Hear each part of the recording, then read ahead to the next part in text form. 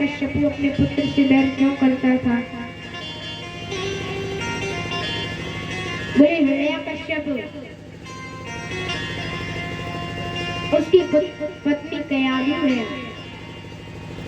इसके भाई हिरण्याक्ष को भगवान ने मारा, तो ये भगवान को मारने के लिए सोचने लगा और भगवान को मारने के लिए ये तपस्या के लिए गया। वहाँ शुभ दिन था, इसीलिए सबने सोचा भैया अगर आज इसने तपस्या शुरू की तो ये जल्दी ही भगवान इससे प्रसन्न हो जाएंगे। तो इसे नारायण नाम बड़ा बुरा लगता था, क्योंकि शत्रु थे भगवान इसके। बृहस्पति जी तोते बनकर गए। अब ये भगवान की तपस्या करे, ये कहे ओम ब्रह्मणे नमः, और पीछे से वो तोता क्या कहे, ओम नारायणाय नमः। अब जैसे ही इसने ये सुना तो ये भाग गया, उसे भगाया, फिर बैठ गया। वो पुनः आ गया, ये ओम ब्रह्मणे नमः बोले, ये इतने में ओम नारायणाय नमः बोले। इसने सोचा आज का दिन शुभ नहीं है, इसीलिए ये लौट आया। अब कयाधु ने पूछा तो बोले देवी आज एक तोता बोल रहा था ओम नारायणाय नमः।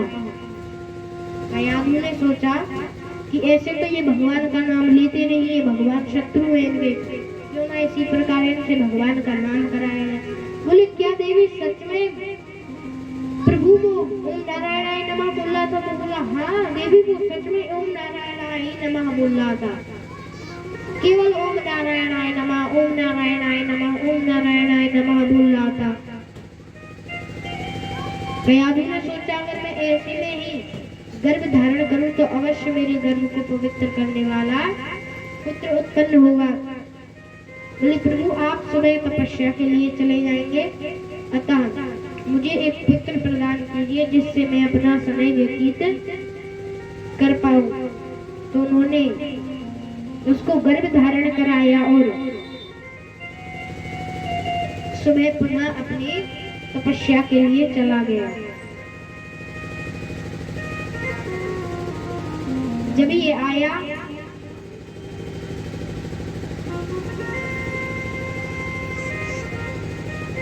इधर इंद्र को पता चला कि कयाधु के गर्भ में कोई संतान है। इंद्र ने सोचा जब हिरण्याक्ष हमारा शत्रु है, वो देवताओं का तो शत्रु ही था, भगवान का देवताओं का, तो बोले इसका पुत्र भी हमारा शत्रु होगा, क्यों ना गर्भ में ही इसके पुत्र को मार दिया जाए। मारने को गए तो नारद जी ने उधर ही उन्हें रोक दिया। नारद जी ने उन्हें रोका, उन्हें बोले क्या करने जा रहे हो? वो भगवान का परम भक्त है। वो लौट गया, उन्होंने उस पर विश्वास नहीं किया, भैया पीछे से मार दे उसे, इसलिए वो कयाधु को अपने आश्रम ले आए। कयाधु को अपने आश्रम ले आए और वहाँ उन्हें भगवान की अनेक कथा सुनाते, जिसका प्रभाव उनके गर्भ पर भी पड़ता। समय अनुसार उनके यहाँ एक सुंदर पुत्र का जन्म हुआ, जिस पर सबने एहलाद मनाया, मतलब की प्रसन्नता, इसीलिए उसका नाम रख दिया प्रहलाद। बोलिए प्रहलाद जी महाराज की जय हो। प्रहलाद उनका नाम रखा गया। इतने में यह भी लौट कर आ गया हिरण्याकश्यप। बड़ा धूमधाम से उनका जन्म उत्सव मनाया है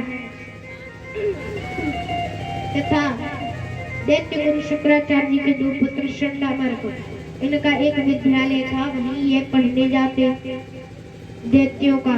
यहाँ इन्हें राजनीति अर्थनीति का ज्ञान देते थे। ये एक कान से सुन के दूसरे कान से निकालने, केवल भगवान का भजन करते। अब जब एक पिताजी ने कहा कि पुत्र तुम्हें अभी तक की विद्यालय में सबसे अच्छी शिक्षा कौन सी लगी? बोले पिताजी भगवान विष्णु की भक्ति के 9 भेद है, भगवान के नाम गुण लीला आदि का श्रवण करना, कीर्तन करना, स्मरण करना, उनके चरणों की सेवा करना, पूजा अर्चना करना, वंदन प्रणाम करना, दास्य सेवक का भाव, सख्य मित्र का भाव और भगवान के प्रति स्व और सर्वस्व का समर्पण। श्रवणं कीर्तनं विष्णु स्मरणं पाद सेवनम् अर्चनं वन्दनं दास्यं सख्यं निवेदनम् मर्दनं कृष्णे मरता मिथो विपेद गृहवाक्यनाम् अदान्त गोभे शान्तितामिस्त्रम् पुण्यं पुण्याश्च चरणम्। जब ये बताया तो वो भड़क गया अपने शत्रु को नाम सुनकर। उसने षंड मर के तलवार रखकर गले पर बोले, तुम मेरे पुत्र को ये सिखा रहे हो? बोले, सत्य में हम इसे ये नहीं सिखाते, पता नहीं इसे ये ज्ञान कहाँ से आ गया। बोले, देखो विद्यालय में कोई इसे ये विद्या कौन देता है? देखा तो ऐसा तो कोई नहीं, वो पुत्र ही ऐसा है। तो इसने अपने पुत्र को मरवाने का सोचा, क्यों ना इसे मरवा दिया जाए जब ये मेरे शत्रु का नाम ले रहा है।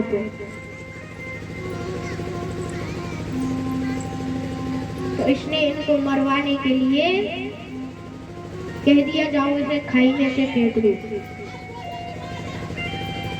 जैसे ही खाई से फेंकवाया, भगवान ने कहा, पृथ्वी तुम मेरी पत्नी हो, ये मेरा पुत्र है, अगर ये तुम्हारे ऊपर गिरने से इसे खरोच भी आई तो ये जगत क्या कहेगा कि माँ की आंचल में पुत्र को लग गई, मृत्यु प्रदान हो गई। जैसे ये पृथ्वी को गिरने को आई, एक सुंदर पुष्प की टोकरी आ गई जिसमें प्रहलाद गिर गए। अब तो इसने सोच लिया, ये तो साक्षात भगवान इसे बचा रहे हैं। कई प्रयत्नों से इसे मरवाया।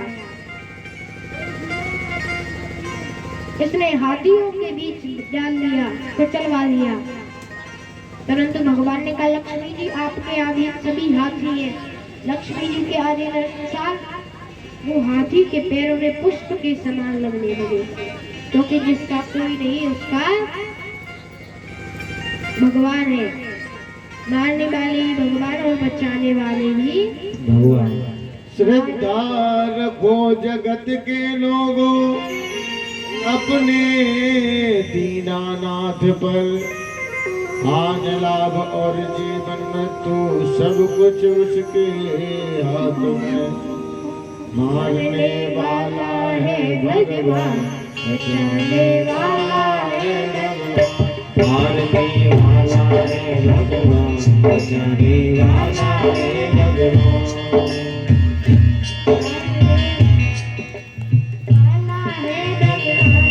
मारने वाला है भगवान, बचाने वाला है भगवान। फल की आशा, फल की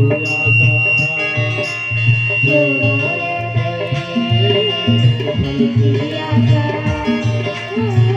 स्वार्थ बिना बीत जाओ, स्वार्थ बिना प्रीत जो कल क्या हो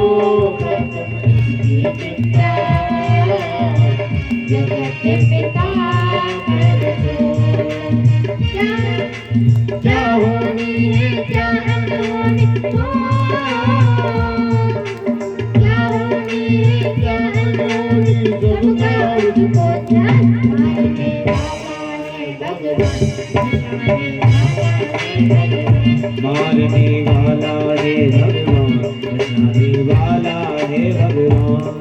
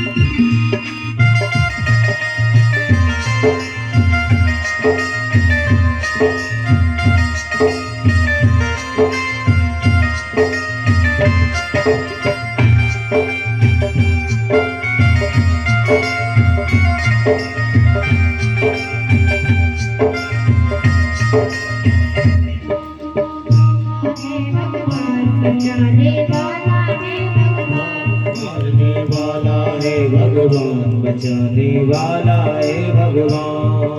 वो जल थल पवन आकाश गगन पर केवल उसकी सत्ता।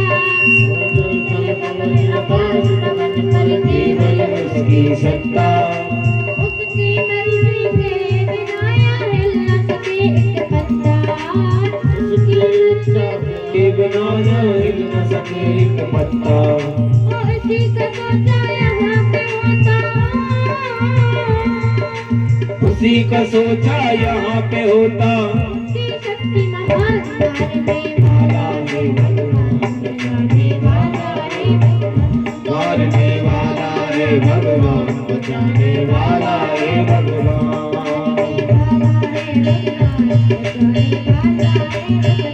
मारने वाला है भगवान। बचाने वाला है भगवान।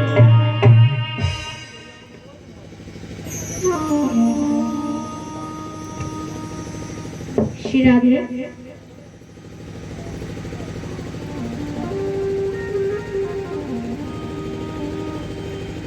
अब तो ये बड़ा परेशान, इसने अपनी बहन होलिका आई। अरे बोले भैया आप चिंतित क्यों? बोले मेरा पुत्र है जो मेरे शत्रु का नाम लेता है केवल। अरे बोले आप मैं तुम्हें मरवाऊं उसे। बोले कैसे बहन बताओ। अरे बोले आपको पता है जब मेरी कुंडली ब्राह्मणों ने देखी तो बोले इस जैसा भविष्य किसी का नहीं है, केवल इसे भय है तो अग्नि का। तो मैंने ब्रह्मा जी से प्रार्थना की तो उन्होंने मुझे वस्त्र दिए हैं कि इनसे मैं जलूंगी नहीं। आप चिता जलवाइए, मैं ये वस्त्र पहनकर बैठ जाऊंगी ओढ़ कर, और चिता पर आग लगा देना, मैं प्रहलाद को लेकर बैठ जाऊंगी, वो जल जाएगा मैं बच जाऊंगी। बोले ठीक है। बैठाया, चिता जली है। ये तो केवल इनके हाथ ऐसे माँ का आशीर्वाद लेकर केवल भगवान का भजन कर रहे हैं। ऐसे ही जैसे ये बैठे हैं चिता पर, तो चिता में आग लगवाई भगवान ने। अग्नि और वायु से कहा अगर आज मेरे पुत्र को कुछ भी होता है तो मैं तुम दोनों की शक्तियां छीन लूंगा। और एकदम से वायु का प्रचंड आंधी आई है, जिससे ये जो वस्त्र होलिका ने ओढ़ रखे थे वो उड़कर प्रहलाद पर आ गए। उसी समय तुरंत अग्नि इतनी जोर से ज्वालित हुई कि होलिका तुरंत क्षण भर में ही आग में परिवर्तित हो गई।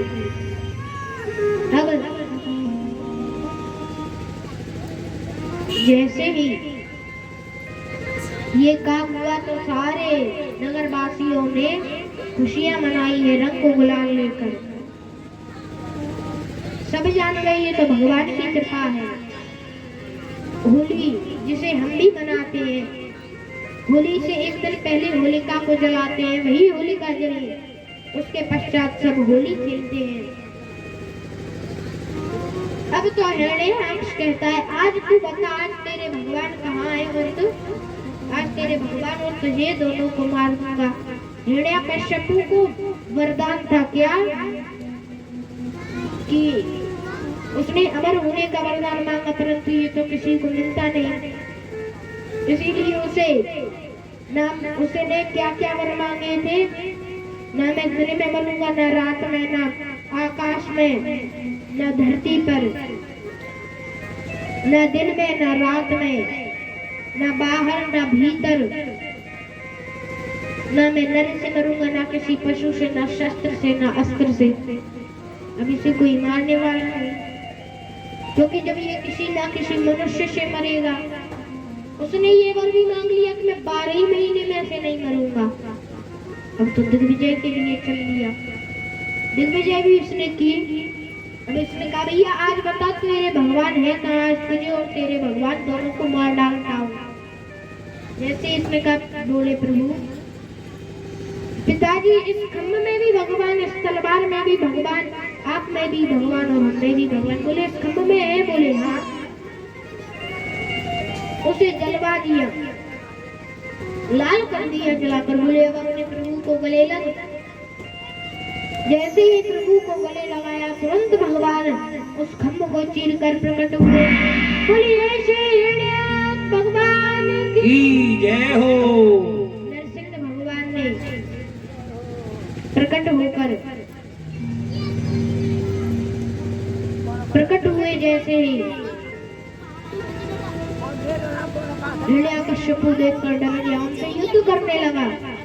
भगवान उससे खेलने लगे, गदा लेकर उन्हें मारने लगा, परंतु भगवान तो उसके पकड़ के गदा फेंक दी और भगवान ने उसे पकड़ा और अपनी जंघाओं पर बिठा कर बोले देख अपनी मृत्यु को। बोले अरे आप मुझे नहीं मार सकते, क्यों? बोले ना मैं दिन में मरूंगा ना रात में। भगवान ने कहा देख ना तो अभी रात है ना दिन है आकाश में, ना अभी सूर्य है ना चंद्र, अभी सायकाल का समय है। बोले ना मैं फिर भी नहीं मरूंगा, क्यों? क्योंकि ना मैं नर से मरूंगा ना पशु से। बोले देख ना मैं नर हूं ना पशु, मेरा सर पशु का है और नर सारा धड़ मेरा जीव का है। बोले मैं तब भी नहीं मरूंगा क्योंकि ना मैं घर से बाहर मरूंगा ना घर के भीतर। बोले देख ना तू घर के बाहर है ना अंदर है, तू दहलीज पर है। बोले ना मैं ऊपर मरूंगा ना नीचे। बोले ना तू ऊपर है ना नीचे, मेरी जंघाओं पर है। बोले मैं 12 महीने में से नहीं मरूंगा। बोले मुझे पता था इसलिए मैंने तेरे लिए अधिक मास, तेरे हुए मास का निर्माण किया है। बोले फिर भी नहीं मरूंगा, क्यों? ये क्यों? बोले ना मैं किसी अस्त्र से न शस्त्र से। बोले मैं ना तुझे अस्त्र से मारूंगा ना शस्त्र से, अपने नुकीले दांतों से तुझे, नुकीले नाखूनों से मैं तुझे मारूंगा। और जैसे ही भगवान उसके पेट को चीर देते हैं नखों से। बोलिए श्री नरसिंह भगवान की